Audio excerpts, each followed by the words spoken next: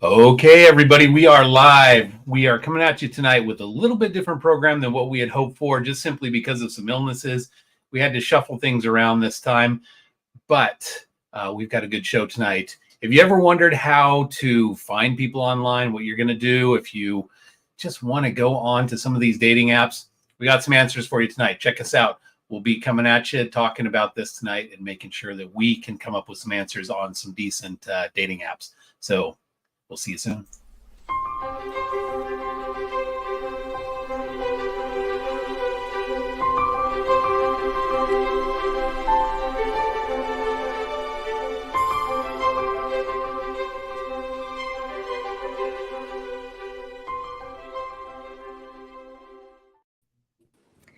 Hi, everyone. Welcome to the Flame as Fireside podcast. We're super excited to have you here tonight with us. I am Celeste.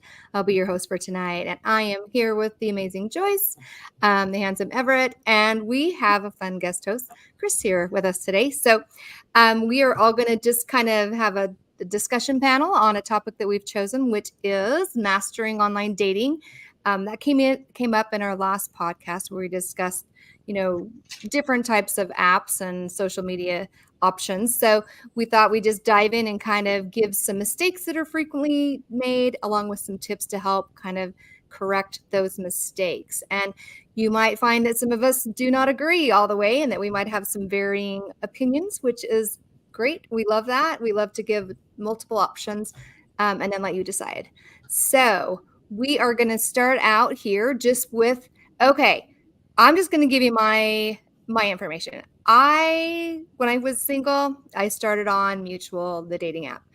I was not a big fan. Okay, so I did not spend a ton of time on the actual Mutual app, but I did love Facebook. So Facebook was my option for social connection online.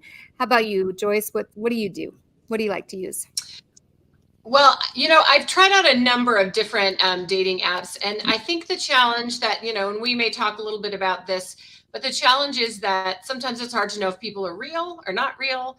And yes. I found that with Mutual, like there were folks there who, I got really good at sort of figuring out like who's not real. Like there's certain professions when someone tells me they're in, I'm like, oh yeah, you sound way too good to be true.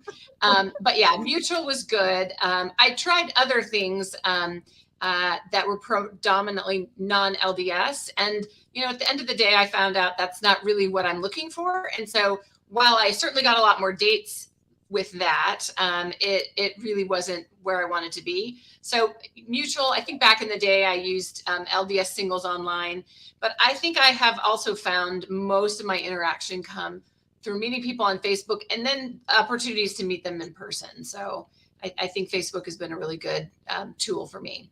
Awesome. All right, Chris, you're up. What do you like? Or what have you dived into? I don't like any of them. So we'll start with that. But I've used a bunch of them. So like back in the day, I used Match.com or LDS Planet for those that are real old school. And then these days, I've used all the most common apps, right? Tinder, Bumble, Hinge, Mutual. It's not a great experience, to be honest with you. I'm not a big fan. I don't know that I can give a lot of advice on mastering dating apps, but I do have lots of opinions about them. Good deal. Well, we like those too. So, all right, we'll get into those here shortly, but we would like to ask Everett his opinion on this. Well, as a guy, I don't get as many love letters from guys in India, so it's just not as exciting for me to be a part of these dating sites. But I will say that some are better than others. And hopefully tonight we can kind of get into that a little bit and which ones, because I know this is a question we've had a lot on the show. Like, where can I turn, especially for people who are new? Where can I go to find somebody and actually meet somebody that's not going to be crazy, that's not going to be from like, I don't know, some weird place?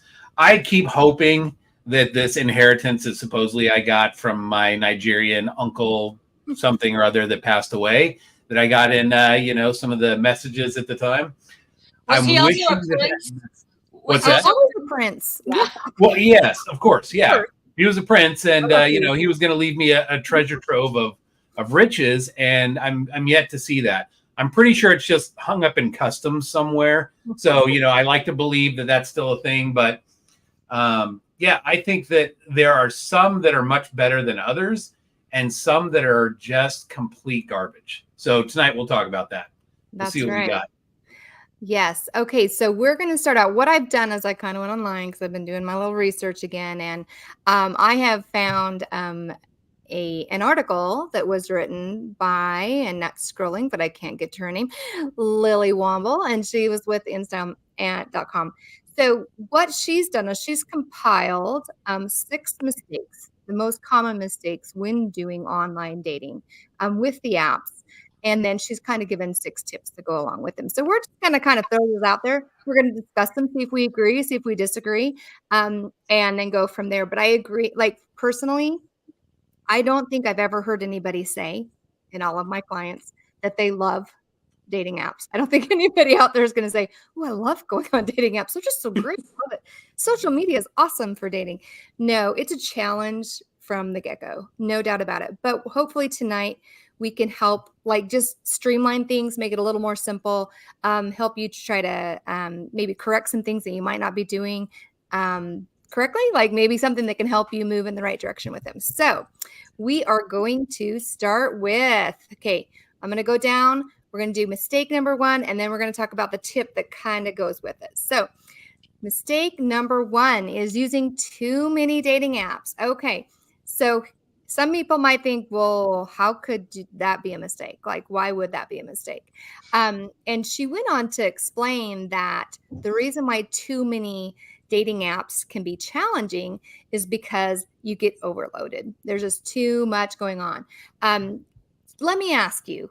I'm going to ask, if I were to ask you something like, what are the odds, or would it be higher odds if you used more dating apps to find a spouse? What would your guys' thoughts be? What would you think? Well, and I think naturally the assumption is the more you get yourself out there, the more that you're going to see and meet different people.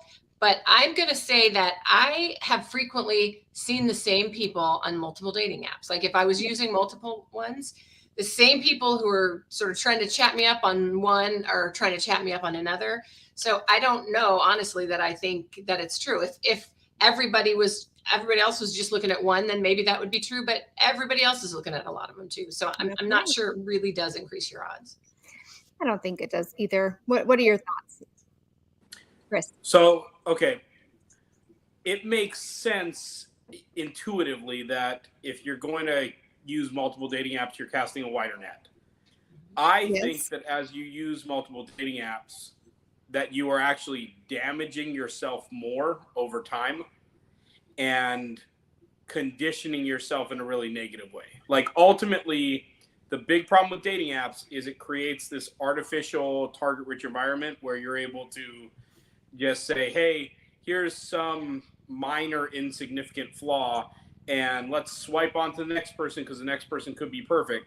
And so I think that we condition ourselves to throw people away and to expect perfection by using dating apps, and specifically that swiping method, right? I think that we're tossing people all the time. And so I think that you are damaging yourself in preparation for finding that right person the more you're on those dating apps. And when you're not successful, you're damaging yourself in terms of like your own self-worth, because you're thinking, why am I such a loser?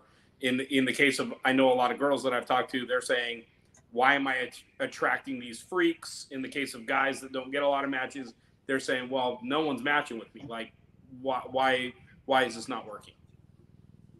Absolutely. I do agree that the more I agree with this mistake that she's offering, because I do think that you're correct, Chris. The more you throw out there and swipe and swipe and swipe, and you get that connection with everybody, like the odds aren't any better of finding who you're going to be with. The odds are just connecting with people that you're probably not going to be connected with for long term. And it can become frustrating. It can be like, just burnout. Like, I just don't want to do this anymore. I mean, how many times have you been on there and you're like, I just can't do this anymore. It's just too tough. First of all, I had a hard time like swiping whatever direction it was a no. I don't remember what it was because I kind of really felt bad. I'm like, this is really superficial. Like, I feel like I don't know this individual at all. And here I am deciding just by this 3-second, picture and maybe a little bit on a bio that I am moving on. And that actually was emotionally draining for me as well. It was heavy hearted. So I only did mutual. I do think that if you do focus on less dating apps, there's less frustration. There's less of everything because you don't have so many people coming in and you don't have so much swiping to go on. Let's see. So what did you have anything to say on that, Everett? Or are you good on that? Well, I mean, I parrot what you guys are saying, that it can be a bit demoralizing. I mean, I guess my first thought would be more is better, right? Like if you put yourself out there more, like Chris was saying, you're probably going to have better odds because maybe if you don't find one on one website, you'll find somebody on another. But I think at the same time, sometimes it just becomes a little bit like, especially if you're on multiple sites and you get rejected on all of them, or you feel like it's going nowhere because a lot of those sites will go nowhere, then it can be an easy out of like, I just don't even want to do this anymore. I'm not going anywhere. Forget it. I'm out. So yeah, that can be tough. It's emotionally draining, no doubt. Yeah. And we're going to get into the numbers here in just a second, but I want to first share what the tip is that she wants to go along, that she said to go along with this. So she's saying, find your one or two dating apps that work for you, the ones that you have the most success on or have had, the ones that, are maybe even just formatted in a way that you think is, you like it better, or the ones you feel like that might portray you in the light that you want to be portrayed. Like for LDS singles, maybe we like mutual because that is going to be our best hope to find someone who is LDS and maybe want to get a temple marriage if that's what you want in your life. Whereas maybe heading to Bumble or wherever else, maybe the odds are a little bit lower. So she's saying, focus on the one or two dating apps and then just leave the others away. I mean, leave them alone. Just don't pick it up. Don't add the app. Just focus on one or two. And do you think, though, I mean, I know we're talking numbers and that'll be next, but if we only focus on 2 dating apps, Chris, do you think that would limit frustration? Do you think that limits your chances? What are your thoughts? I mean, I think that ultimately it doesn't create as much to manage in your life. And so you're not wasting as much time. Like you're probably going to be more productive because you can get caught in like a swiping spiral and, just waste a bunch of time. I do think for LDS people, while I obviously encourage people to use mutual, if they're going to use dating apps at all, then it's kind of a matter of, if you're using another one, finding the one that works for you, right? Like the little gimmicks that they have to each one. In the case of Bumble, a match happens and women make the first contact. That's going to work really a lot better in certain circumstances, right? If you're a guy that gets lost in the minutia, then you're going to feel like no one's ever responding to you. It might be great if somebody's a real handsome dude, then he's going to get all those girls contacting him. But on the other side, if a girl doesn't want to make that first move, if she wants a guy that's going to be man up and make the first move and that sort of thing, she probably doesn't want Bumble. Yep. And then, maybe you're looking at something like Hinge where, you're able to make a little comment and show a little bit of your personality first. That might be a better feature for you. I would usually dissuade people that are LDS or of a Christian background from Tinder, right? Tinder's kind of become just like a hookup app, right? Like just, you don't even have to fill out a profile there. You're just posting some pictures. Somebody thinks you're hot, you're hooking up. That's kind of the attitude that's on that app. Okay. That's kind of, I mean, I knew that, I'd heard that, but I didn't know that it was like, no, that you shouldn't have to put on a bio. So here, I know I wanted to say something. Hold on a second. So what about Facebook? Where does Facebook kind of fit into this? Because obviously it's not like a normal dating app. I prefer Facebook. I thought that finding people, interacting with people, connecting with other LDS singles worked fabulously on Facebook. What do y'all think? Yeah, I think to answer Shelley's question, for me, it's been sort of in the Facebook groups and, meeting people that way, like interacting with people, getting to know them through that. And then because I think that's not always enough. Sometimes I'll get a DM or I'll DM someone if we've had some interesting conversation. And so that's been really great. But like the next step is the hard one, which is kind of taking it from just that virtual into something else. But I'm not suggesting that Facebook dating doesn't work. I just haven't tried it. I really have focused more on getting to know people through the content that either they put out there or the responses that they put out there. It, sort of shows me how they interact in certain situations and how they treat other people. And that's really valuable information that you wouldn't get in just a dating app. So exactly. And let me just clarify, I've never used actual Facebook dating. That I've never used. I meant you like connecting on LDS singles groups and things like that. So how about you, Chris? Have you had success with Facebook? Facebook, if you're using it as just a social site, right, you can obviously kind of spark some interaction and, take some exchanges that you've had and take them into DM, realm and then potentially match that way. I wouldn't recommend Facebook dating. I've never gotten anything out of it. Like I will, Facebook dating has my info on it, and every so often they suggest some people to me, and I'll, try and match with some people, but I've never gotten anything out of it. Well, no, I've talked with a couple people for a little while on it, but it never went anywhere. Never met anybody off of Facebook dating.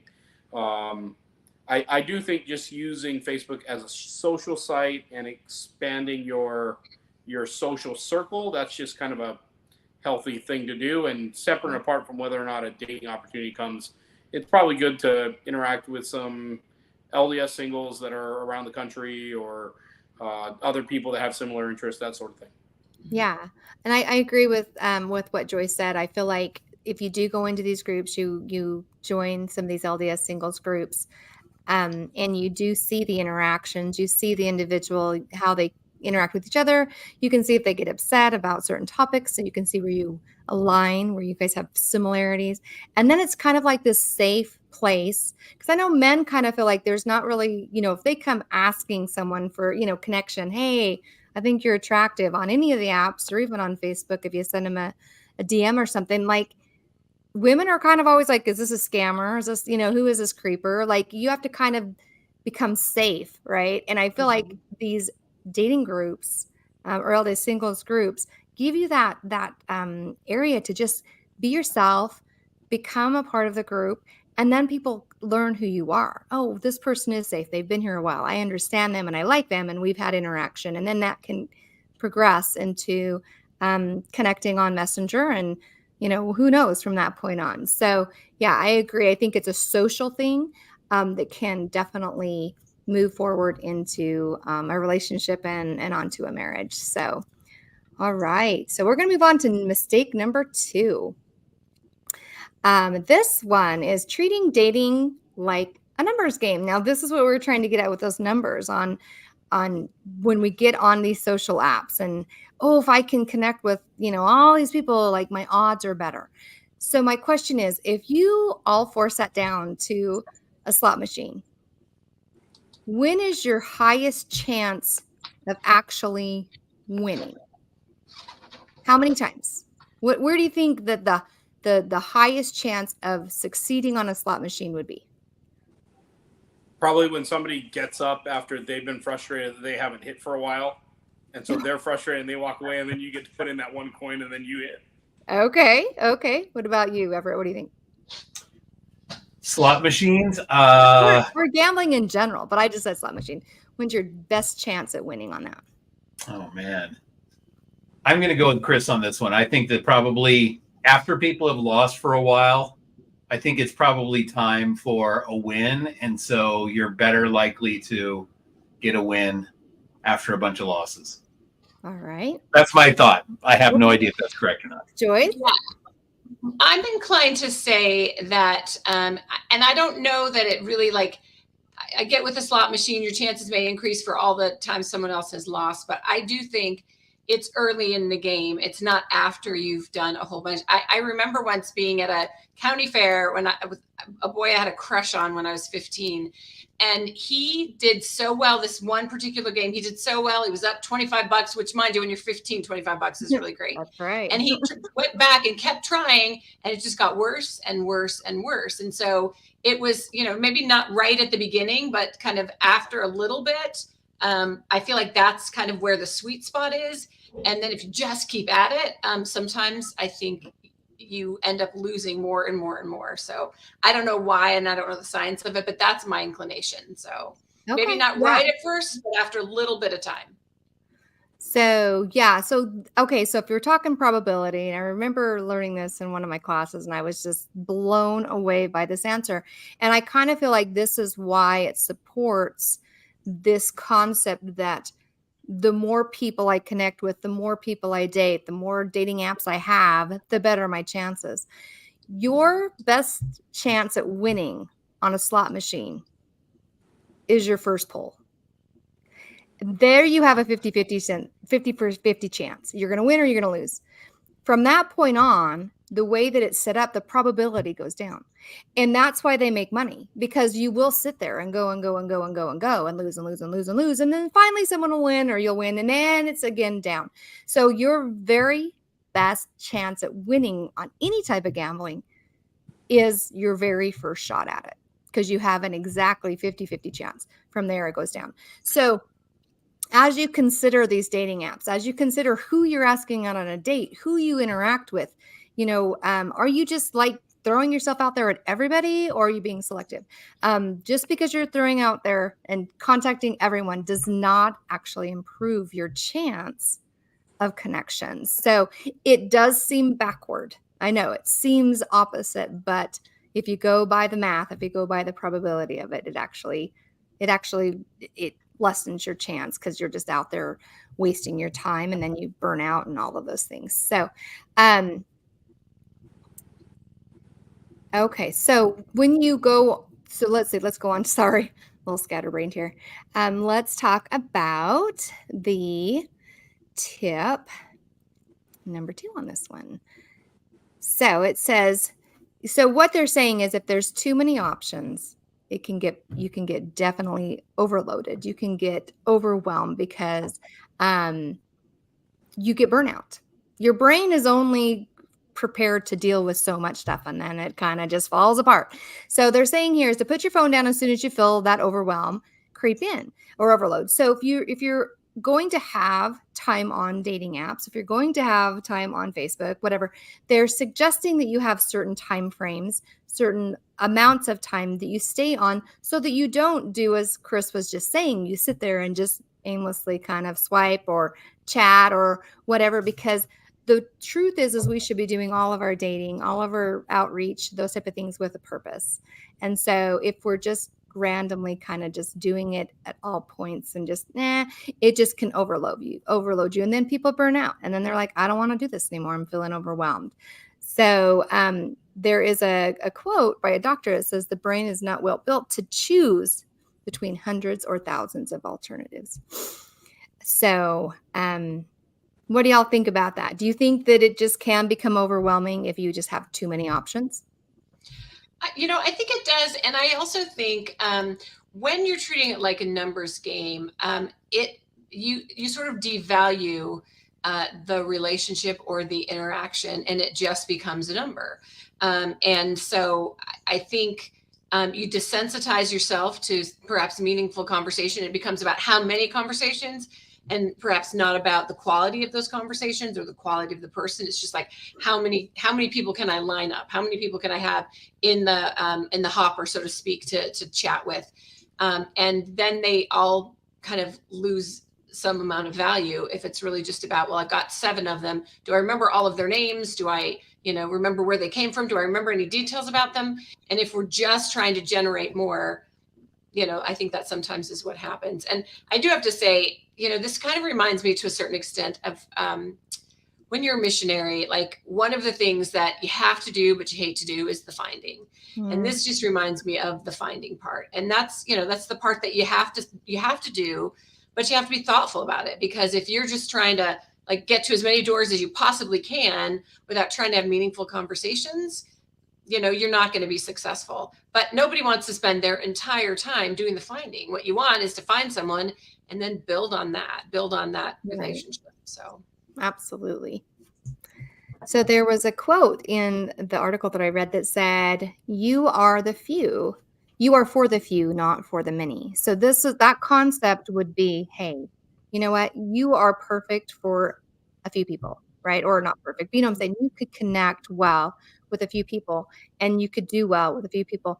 You're not necessarily created to be like connecting with all of these different people. So it recommends figuring out what it is you want, figuring out who you want, and then specifically focusing on those type of individuals versus wasting your time just randomly swiping, randomly talking with people, randomly connecting, which will sometimes be fruitless. And then you feel, again, like you're just feeling burnt out.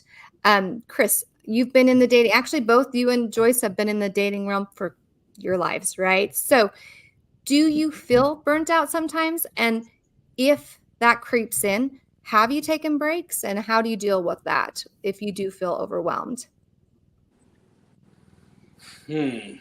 Well, to give you the short answer to the first part of your question, yeah, there are times where you feel overwhelmed. You feel like you're frustrated because you can't find what you want. Everyone that's single, especially people that have been single for a while, think that they've narrowed down the parameters of who they're trying to date, and that all their requirements are practical and reasonable and all of that kind of stuff. And yet they feel like, why is it so frustrating? And so I don't have like a perfect answer, right? Because I kind of think that the best way to do it, and it's the same way when I struggle with work or anything else, I'm having a situation where I'm just feeling down or whatever it is. I believe, and this isn't going to be a popular answer because the world tells us opposite. I believe that we are not our feelings and that we are our choices. And so I try to become very careful of the choices that I'm making so that I can bank away good choices that cause me to spiral upward in the end, even if I'm feeling terrible. And not using the fact that I'm feeling terrible to be an excuse to make really bad choices that I might have to pay for later. Even though the world tends to give me that excuse, right? The world says, well, you're in this headspace, so that was reasonable for you to indulge this way or do something destructive that way. I disagree. Like, I think that people don't care about your excuses. Keep it together, even though you're not feeling great. And so when I feel that way about dating, right, I try to make sure that if there's an opportunity that I can ask somebody out, that I do it, even though I am not encouraged or I'm feeling like things aren't going to work out. I try to, consciously say, okay, I'm going to accept that blind date that a friend wants to set me up on. I'm going to ask this girl out, even though I don't really know if I'm reading the tea leaves right. I just try to make the best choices that I can, the choices that I know that I'm not going to lose respect for myself for later, in the times where I feel darkest. Does that make sense? Yeah, I actually think that you're handling that very well. A lot of people do let their emotions lead the way for their actions, for their reactions, for their choices. And honestly, I mean, we have to validate those emotions, but if they become our source of, what we're doing in life, yeah, that can be a complete nightmare. So no, I think you're right. I think you're doing it well. I think you're like, okay, I recognize I'm frustrated right now. I'm feeling really discouraged, but you know what? I'm still going to do what I know I need to do. And that's actually dating with purpose, right? Like Corey was saying last week, it's like, get out there and do it for a reason. You're not just out having fun and but you're like, you know what? I really want to do this. I want to find my eternal companion. I want to get out of this dating realm. And so despite feeling overwhelmed, despite feeling like crap right now, I know what I need to do and I'm going to go ahead and do it. So no, I think you're spot on. How about you, Joyce?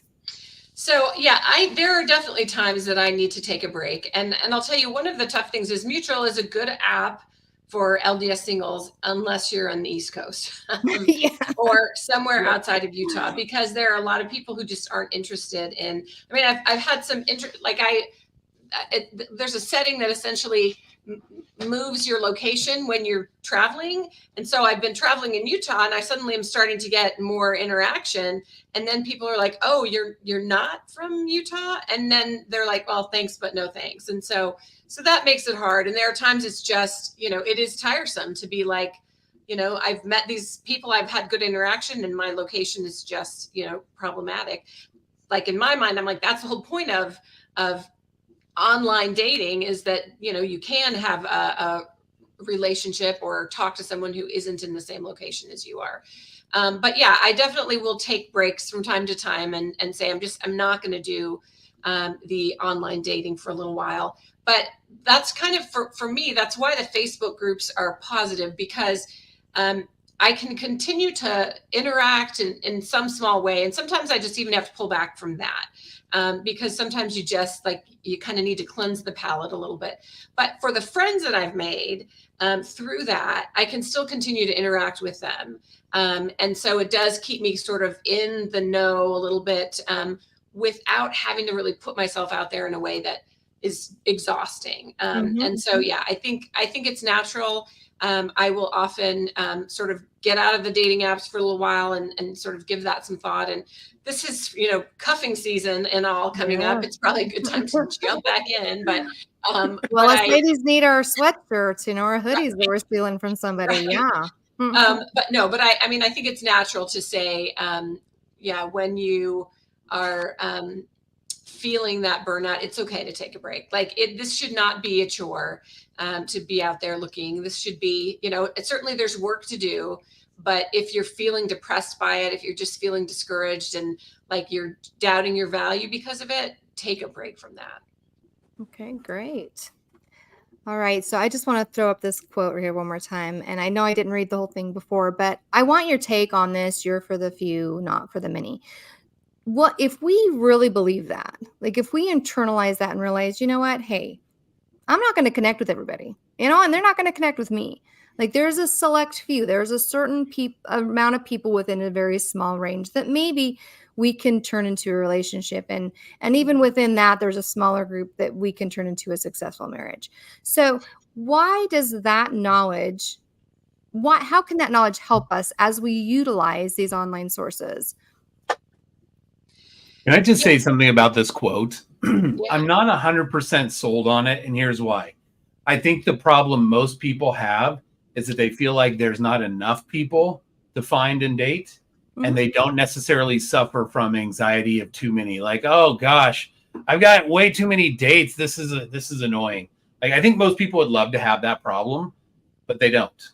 And so I think probably going through and thinking, okay, if I can have 40 or 50 people, that would be even better. It gives me something to sort of sift through. Instead, I think most people feel like, oh my gosh, there's like only a handful of people I'd be interested in, and they're either dating somebody or whatever. And the ones that are available are like Quasimodo. They just came down out of the bell tower from ringing the Notre Dame bell, and they're just not worth dating. So I feel like this is not a problem. What do you guys think? Chris, Joyce, am I off base on this? Like, well, I kind of see it a little bit differently, because the numbers game anxiety for me is not that I have way too many people to deal with. It's not that. It's that I am, when I'm trying to find and not finding and so on. And I think this idea that you're for the few, not for the many, to me says I really need to be selective. But I've always known that. Like even when I'm on some of the other dating sites, the non-LDS dating sites, I always would put in my profile somewhere, if you're looking for a hookup, I am not your girl. So let's just be really clear. Okay, well, just scratch that one off all the guys' list that had that down for Joyce. And Okay, so be Kick it. her off. So be it. Yeah. Exactly, because I agree that it is a very select group, and that is like finding that sort of needle in a haystack is frustrating. And it's not like I've got a giant haystack, but I've got I understand that what I want, what I'm looking for is pretty darn selective. And so, yeah, I am there for the few. I have always known that. And so I think it's actually validating to sort of say you're for the few, not for the many. It's okay if I'm not getting a ton of matches, because there's a few who are going to be that sort of right demographic or that right fit. But yes, because I'm not suffering from having a ton of men who are reaching out to me over here on the East Coast. So yeah, I accept that I'm looking for a very unique few. I bet you, Chris, what about you? So as Quasimodo, let's talk about some of these numbers. So we have very solid information now about dating, app dating habits, right? So like, let's talk about some of those numbers, right? When a man gets on one of those apps, he's going to swipe to match with approximately 60% of the women that he sees. So he's gonna see 60% of the women and say, hey, let's give it a shot. Maybe she says yes, right? Let's swipe right. The women are going to be much more selective. They're going to swipe to match with approximately 4%, 4.5% of the guys they see, okay? So what does that mean? It means there's a lot of guys from India on there. Sorry. Sure, but most importantly, it means that a very small group of guys are going to get a disproportionately high number of matches. And it means that women are going to start seeing that they match with a whole bunch of dudes, or a whole bunch of dudes are willing to match with them that they might not be interested at all. And so when we look at those categories and those demographics, right? If I'm a guy and I'm in that top 4% of guys, am I looking, despite what my profile might say or what my ultimate goals might say, if I have my choice of all the women that are out there on this app, am I looking to settle down or choose you? Most likely not. Most likely, I'm having a really great time dating a bunch of different girls. And I don't even have to lead them on, because I just have to say, hey, I'm dating. I'm just out there dating, right? So I don't have to lie to anybody. They're going to keep giving me a shot because I'm really, really attractive, or whatever it might be that like hits that button and makes it work for that percentage of guys. Now with girls, they're going to see, man, all these guys are scumbags because they're not willing to commit to me. And so they're getting more and more frustrated, and they're thinking every guy out there's a dirtbag. But it's because they're choosing the guys that are getting all the matches.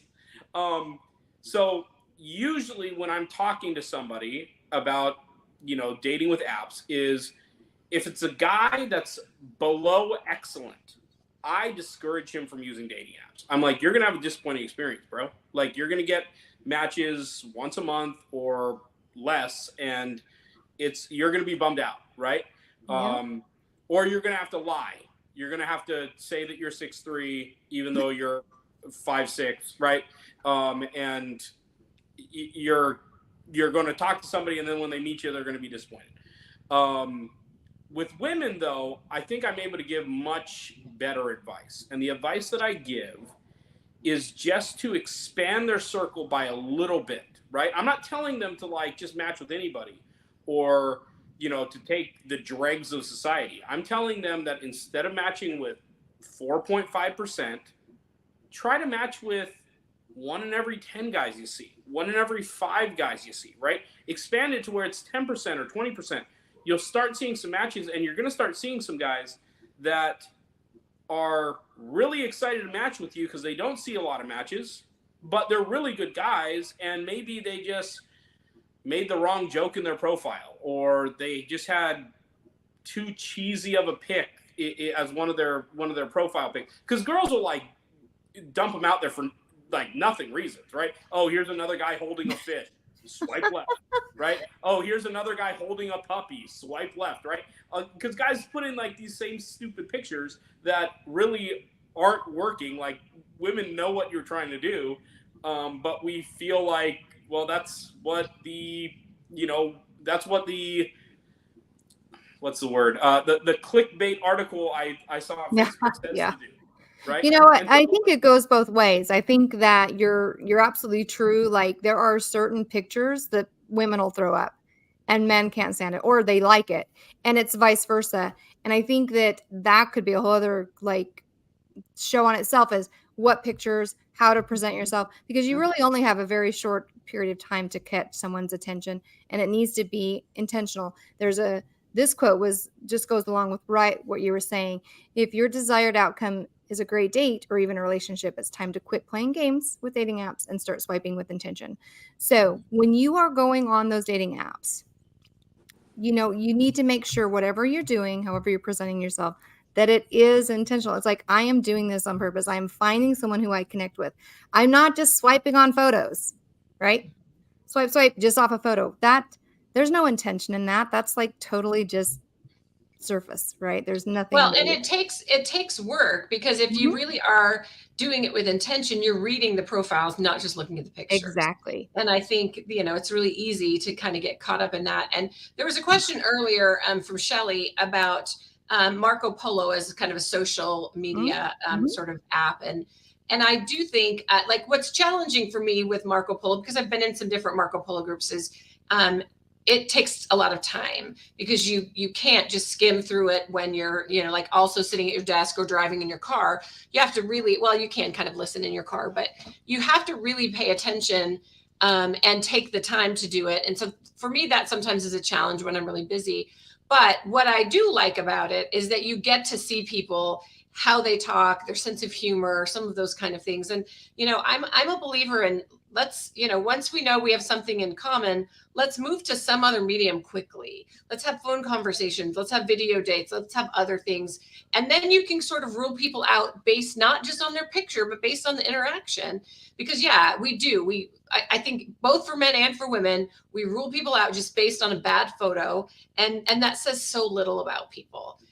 So, I think for both men and for women, it can be frustrating, because when it comes to just swiping on someone's picture, a lot of us get rejected. If we met in person, we might not be. So, I think it goes both ways. Yeah. Okay, but here's my thoughts on that. So I just want to interject here a little bit. And Chris, maybe as another guy, so we got the guy corner here, you guys got the girl corner, so we can kind of give our opinions as guys. Sometimes when you're looking at pics, you look at a pic, and if none of them are attractive, you think, okay, everybody's putting their best pictures out there.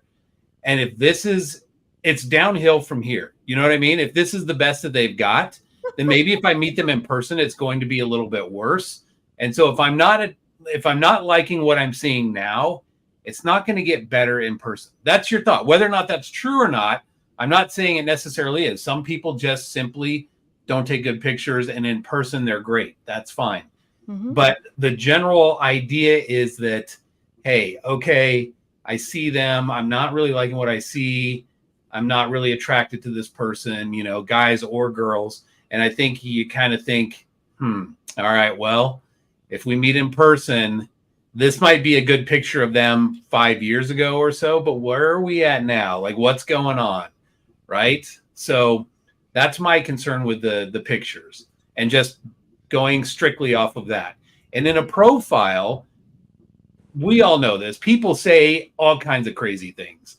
Like, oh my gosh, I hike mountains, and I like skydive from freaking space shuttles. And I am like a world traveler. I scuba dive all the time. Like, I am so outgoing. And you're like, okay, yeah, you watched a couple videos on that, but that's not really what you are. Right. So I just think finding a way, like Joyce was talking about Marco Polo, you actually get a chance live in person to see that person, to interact with them, to talk with them a little bit, and you kind of get a flavor of their personality. In a profile, you can get some freaking old pic or some Photoshop pic or some like what were those things that they always did for realtors where it was like the glamour shots? Remember those? Everybody had their thing and they were always going like this with their shirt, like, hey, I want to sell you a house. So you get those kind of pictures sometimes on there. No bueno. They look kind of fakey, and then you meet the person, you're like, oh, okay, that's kind of not really you. So that's the issues I have with those. Well, yeah, it's kind of funny that you say that, Everett, because I always assume that for many of the profiles, men look better than they do in their pictures. Like they do, though. I think right. Men do. Well, Men I don't know how what to you're take a saying selfie. is right. When you're seeing a woman's photo, you're like, well, she's only going to put it out there if it's a good photo of her. And maybe that's more true with women. But I often look at men's pictures and think, holy cow, you could have put a better picture out there. So my assumption is they just are taking some really bad pictures. And so, you know, I try not to judge everything based on the picture alone, but it's hard. Like, do you remember back in the day, I never actually had a dating app or whatever, I don't know, whatever they called it back then. But do you remember when they used to do little videos for dating? Like maybe it was dating services. And so you would do a video and you'd go in and you watch all these people's videos. And yeah, that must have been very time consuming and must have been awkward. But sometimes I think that would be better. You know, if we could sort of see someone talk about themselves just a little bit, we'd get a sense for, you know, like they might not be as attractive as we think, but they might have a really great laugh. Or once they smile, like a genuine smile, it lights up their face. Like that's, you know, that's how we're supposed to meet people, is when we can see those things, you know, at a church function or, you know, at the grocery store. And then we really see them. When it's just pictures, they might be great pictures that are false and filtered, or they might be terrible pictures that could be better. But, you know, they're not a good indication. And I think there's just a lot of focus on them. Right. So.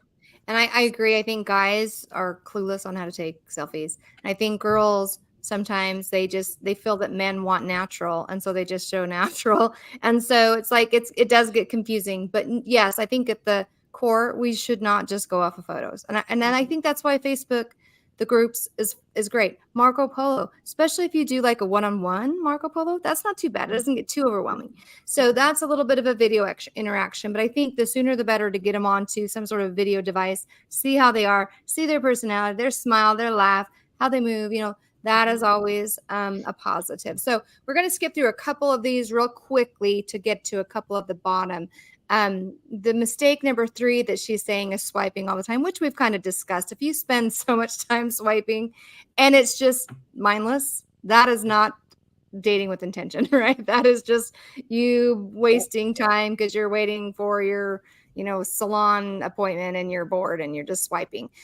So that's probably not what we should do. And she's saying that the tip would be to limit your time on dating apps and messages, which again comes back to not only when you're interacting with the swiping, but also when you're chit-chatting with them. Limit time so that's not overwhelming for you. So I know those, we kind of discussed all that, so we don't really have to get into that. But number 4, okay, so this is everybody. I feel like we get stuck in these. Someone reaches out, we start chit-chatting. And it's just kind of like, oh, do you like dogs? Oh, I like cats. And it's just kind of this, like, she says it's people looking for pen pals. That's her, like, her description of it. You know, a lot of people on these dating apps, they're hurt. They have a lot of healing to do. They're not ready to commit to anybody, but they still want to feel like they want to connect, right? They still want to feel like someone wants to interact with them. So you become this kind of pen pal with them, and it's meaningless conversation. So she suggests that you, in your opening, so even when on like your profile, that you ask a question, something that you might want to know about the person, because and a specific question that works for what you want in somebody. So, you know, you do your little profile stuff and then like end it with a question, or even start it with a question, so that the person reading, it's like all of a sudden there's a question there.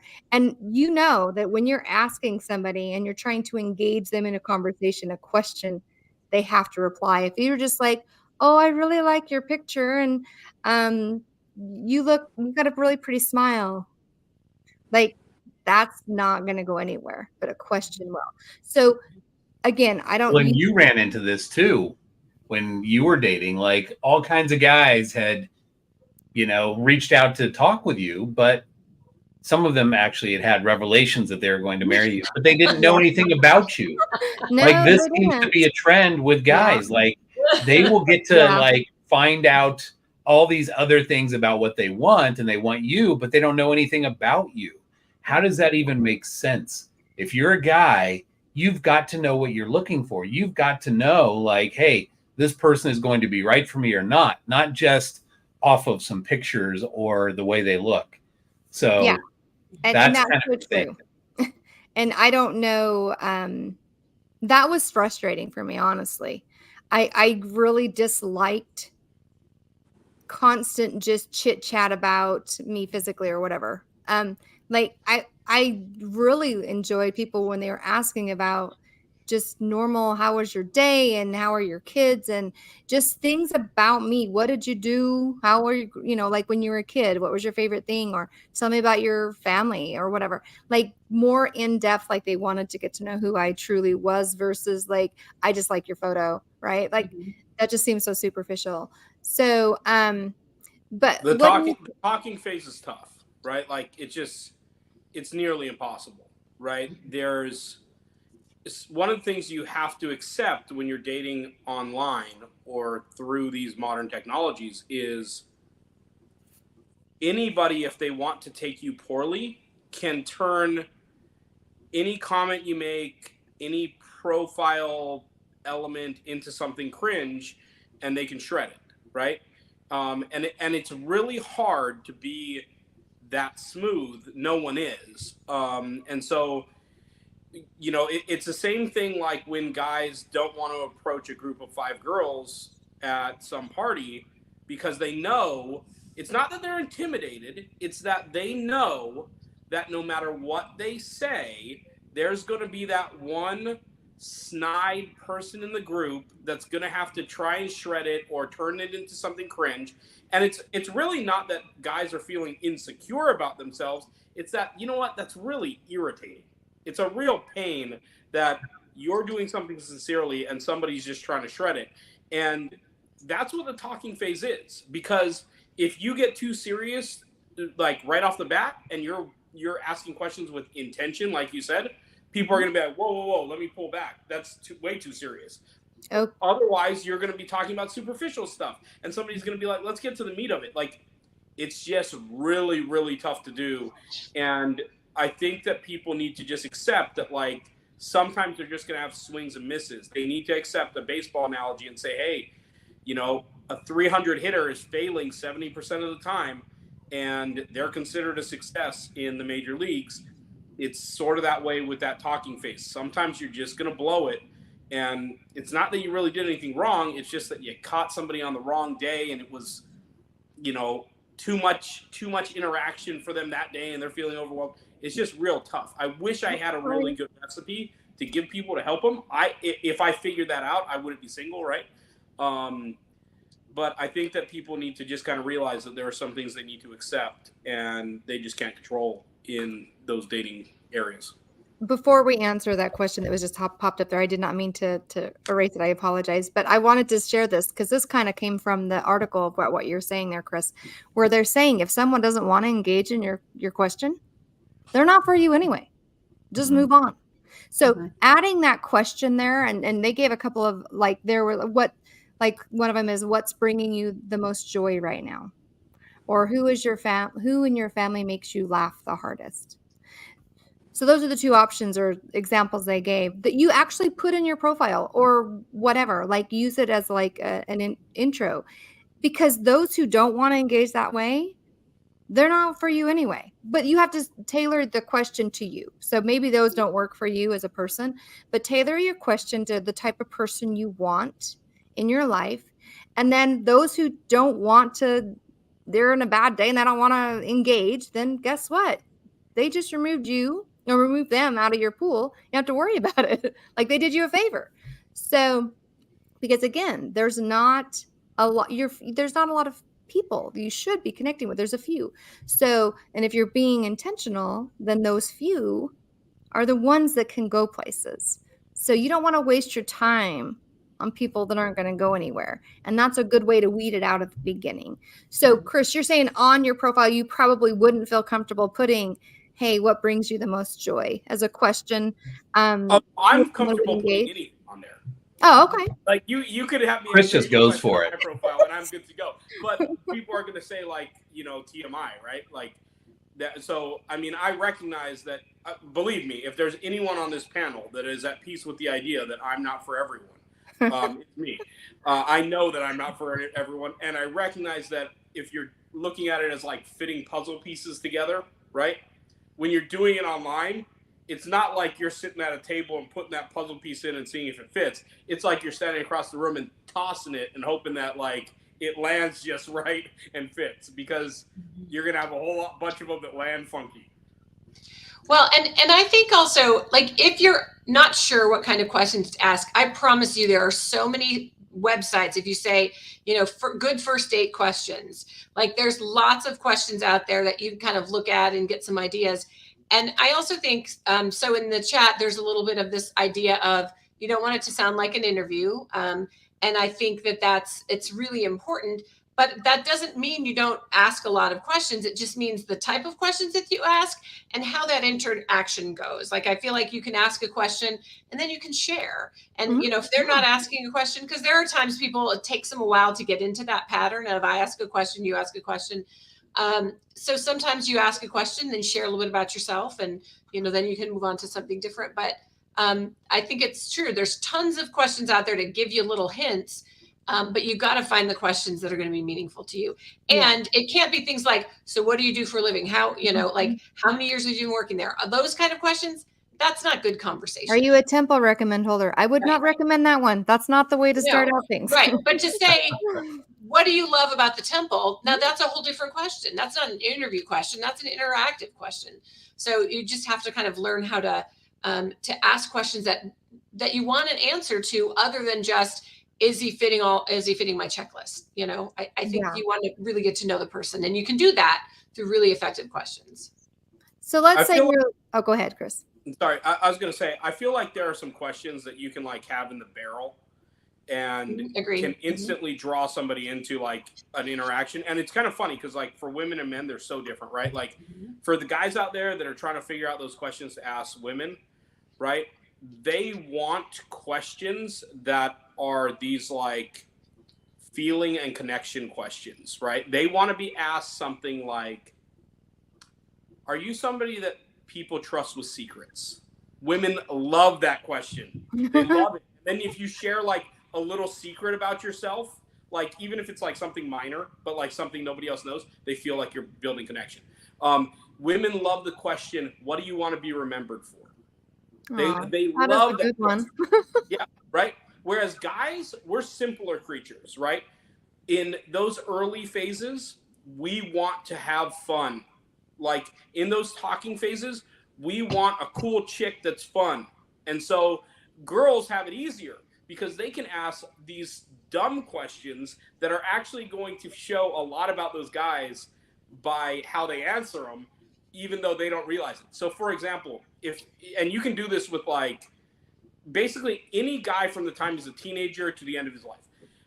And you can do it in all sorts of different like scenarios, but we'll take dating as one. But if you're ever sitting with a guy and you're able to ask this question, you will watch them come to the edge of their seat and their eyes dilate and they will get excited and engaged with your conversation immediately. That question is, so like, what do you think is like the biggest animal that you could take in a fight? If a guy gets asked that question, they immediately have an animal that they think that they can beat in a fight physically. They might be delusional, right? If a guy says, "Oh yeah, I could take a bear," he's an idiot. But and he's revealing that about himself. But my point is, guys like those types of more physical questions that are fun and entertaining.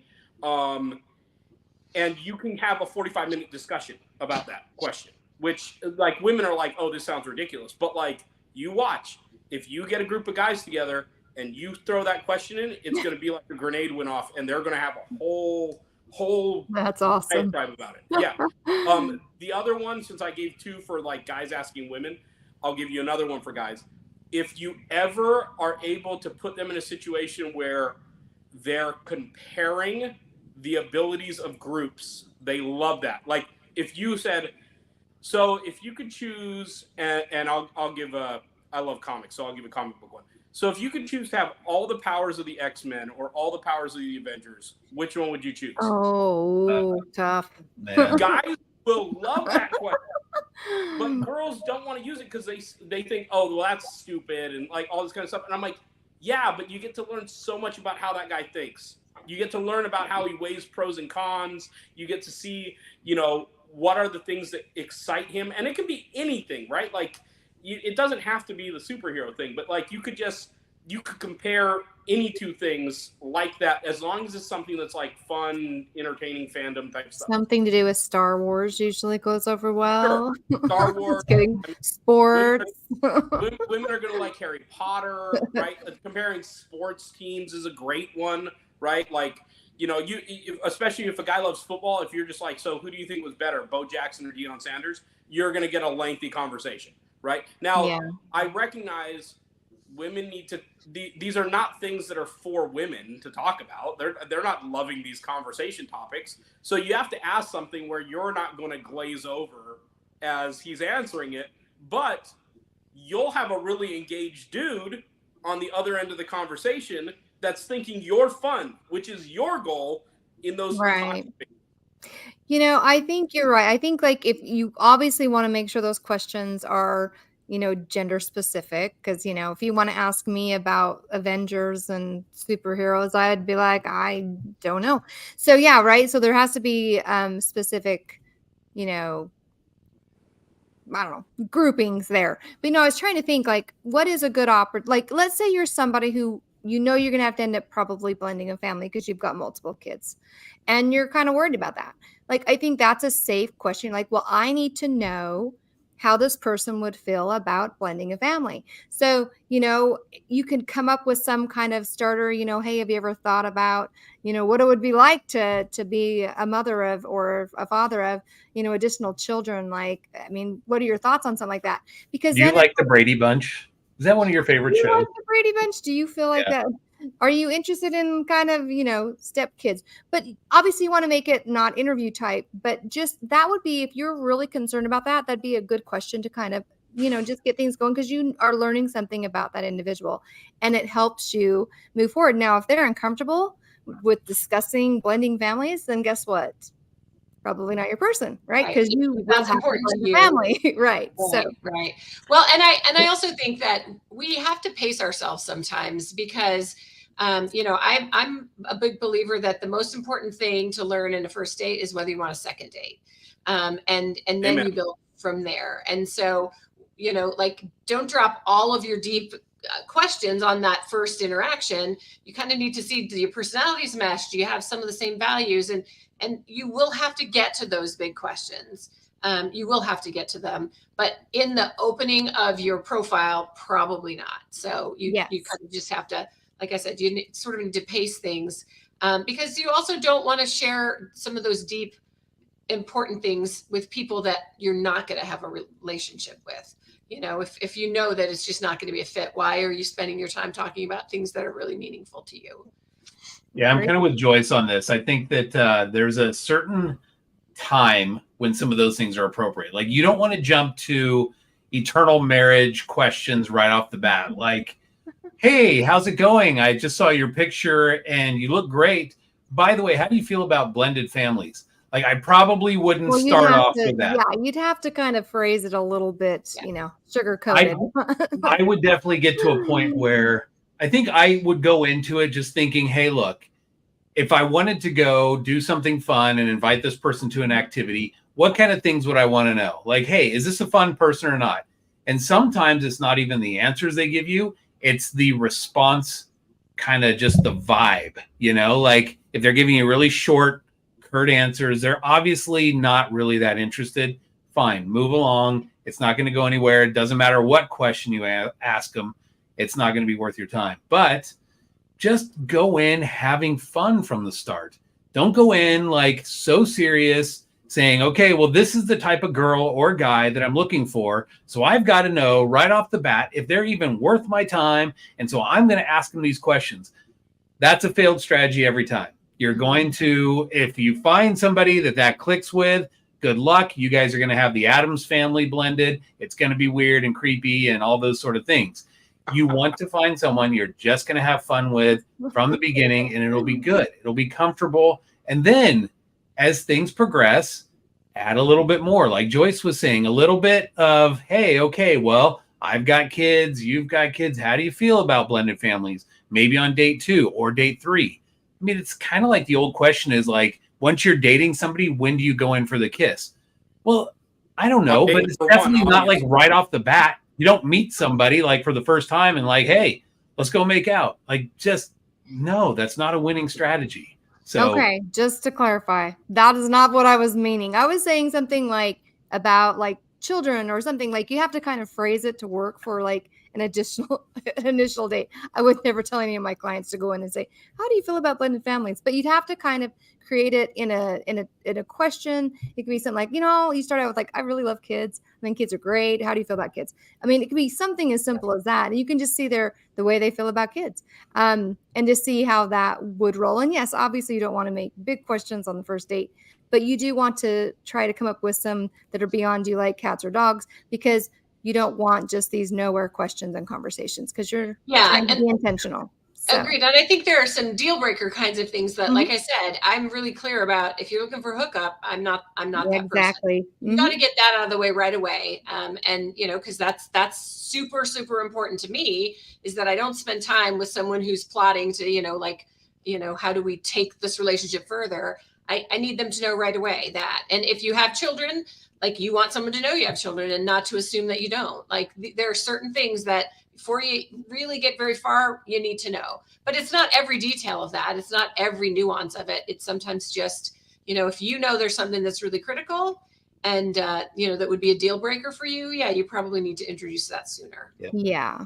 So I know we didn't get to all 6 mistakes and tips, but I do want to end on one, and I'll post it on the Facebook page so you can see what they are. But I do want to bring this one up. I think this is an interesting stat. So 40% of American couples now meet their partner online, but that doesn't mean we only use online, right? So let's just do a plug there for local events.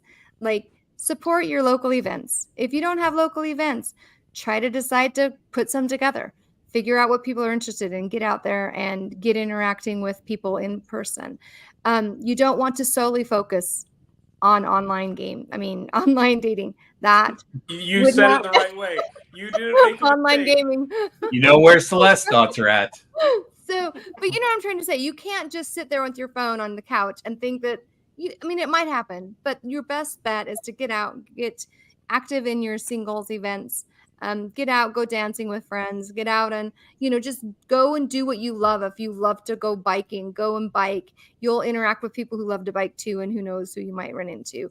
So yes, you can meet someone online, but you absolutely cannot solely do online, because that would not be a good combo for you. Wanted to share one thing. Go ahead, Everett. No, I was just going to say, if you find yourself saying, I'm so in love with this person and you've never actually met them, you probably need to slow your roll, just because, there's like, it is great to be able to video conference with someone, to get to know them a little bit. But until you actually meet them in person, don't let yourself go too far down that. We've probably all done that. But yeah, that would be like my little piece of advice. Like, let yourself really know them before you decide that you're. Because there's a chemistry in person that can be there in writing. And maybe it's not. And it's not in person. So what were you going to say, Everett? So we've talked a little bit about the apps. I wanted to talk a little bit, just real quickly, about the some of the dating websites, because I know people ask that question: which ones are viable, which ones are good? And I pulled up a little information here. I just want to share this with everybody.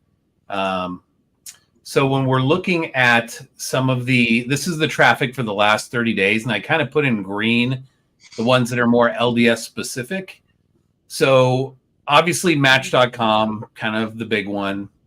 Bumble, Chris talked about that, also extremely big. OkCupid. Now, obviously, you're going to find a whole variety of people, not just people who are LDS. So, but when you're looking at LDS specific dating sites, this is the traffic just in the last 30 days. So you got LDS Planet, that's doing pretty good. LDS Singles, True LDS, and LDS Dimension. Actually, I think it's LDS Dimension, no S, .com. That's a typo on my end. But that's run by, if you're part of the Facebook group, LDS Singles. Not the private. I mean, not the public, but the private. Right. And I think they are up and coming. So this site is growing. They are adding more people all the time. So I would expect that one to kind of continue to bump up and up and up. But if you are looking for dating sites to go to and you're like, all right, where are people at?